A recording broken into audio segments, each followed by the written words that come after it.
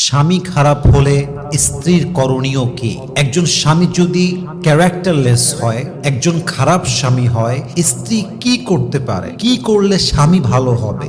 স্ত্রীর সেই মুহূর্তে স্টেপটা আসলে কি? স্ত্রীর জন্য সলিউশনটা আসলে কি?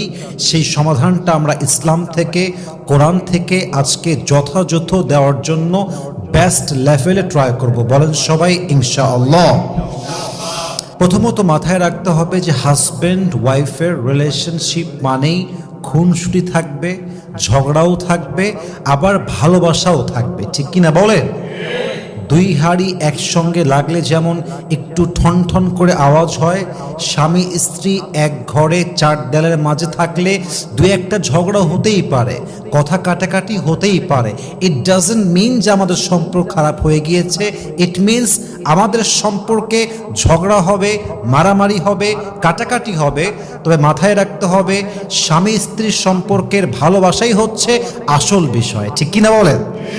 তাহলে মাথায় রাখতে হবে যে সামান্য উল্টাপাল্টা হলেই কিন্তু স্বামী খারাপ হয়ে যায় না, সামান্য উল্টাপাল্টা হলেই স্ত্রী খারাপ হয়ে যায় না। কিন্তু স্বামী যদি খারাপ হয়, আসলে খারাপ হয়, বউ কি করতে পারে? আমি